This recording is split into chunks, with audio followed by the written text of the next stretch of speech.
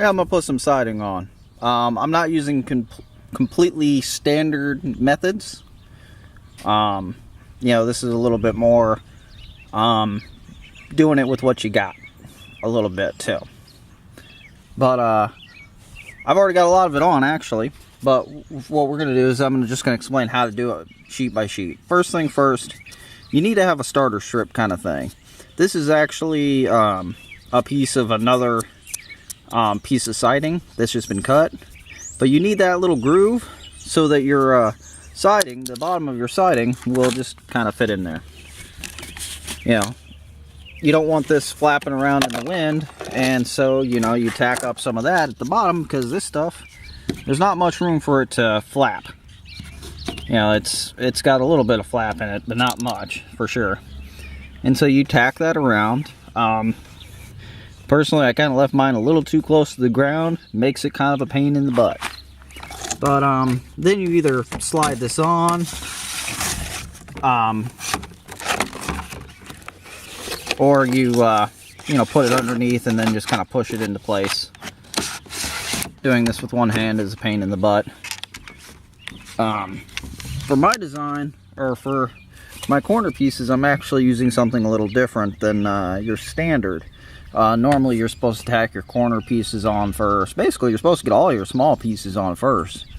Your top piece, all that. You want to do your measurements too. With this top piece, like you're trying to get it to where you land where it's basically perfect. So you want to do some measurements there and get it correct. But I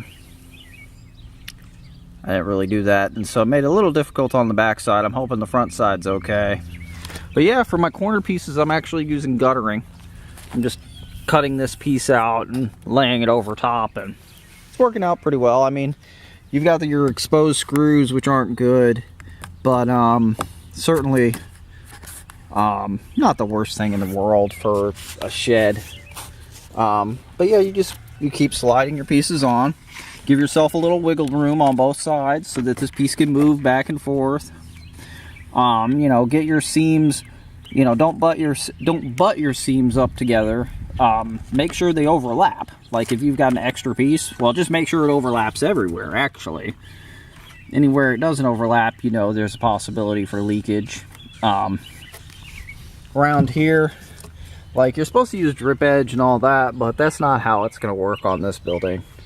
I've got a corner piece cut out. I just dropped my nails, and that's just gonna no, it's upside down, but you know, the slots go where, you know, and it just fits in there just like it did on the other side.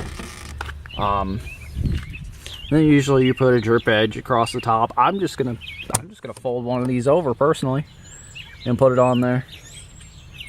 And you know, at the top I got the edge and all that, you know. But that's I mean, that's simply how you do it. You just kind of slide it together, put a couple nails, slide the next piece on, you know, cut it to your size, and you know, after you've gotten so far, it, you know, looks like this. You know, it's just piece after piece after piece.